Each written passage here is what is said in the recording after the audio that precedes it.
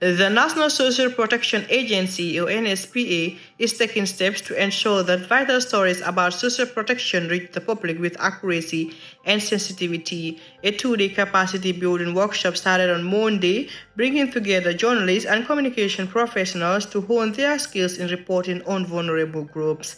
The workshop held at Mesty Resident Hotel kicked off with NSPA Communications Officer Samuel Williams, highlighting a recognized need to improve how social protection issues are covered, especially in developing nations. So I think that's why it's very important, and that's why we deemed it necessary to come up with this activity and invite all of you as very key stakeholders when it comes to, one, protecting the rights of vulnerable people, vulnerable Gambians, two, putting the messages across of social assistance programs that are helping Gambians, poor and vulnerable Gambians, and of course also how you can tell the stories, these beneficiary testimonials properly, how you can cover stories involving women, cover stories involving children ethically, so that people know that the government of the Gambia is doing so much when it comes to social protection. The government of the Gambia is doing so much when it comes to advancing the rights of vulnerable groups, vulnerable women and children in our societies. And so that's why this activity is very, very, very important. So that's why we deemed it necessary not only to invite the journalists, but also to invite institutions who deal with social assistance. For example, we have SOS, we've invited CRS, Ministry of Gender, the Office of the Vice President, because we are all key stakeholders, and the only way this message can get across is if we work together.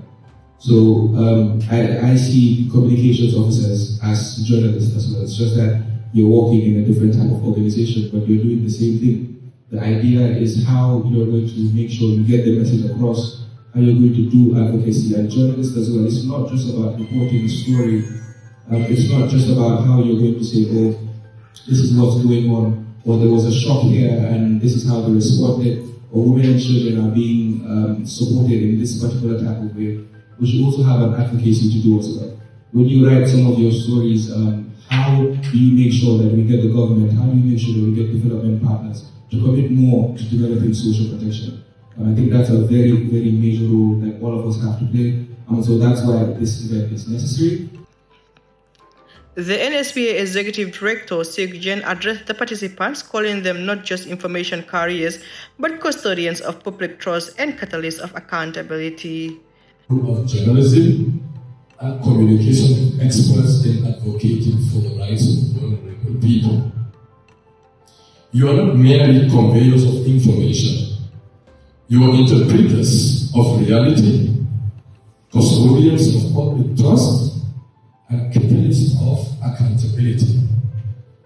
In the context of social protection, your role becomes even more profound because behind the policies, behind every program, and behind every statistic, there is a human story that deserves to be told accurately, with dignity and empathy.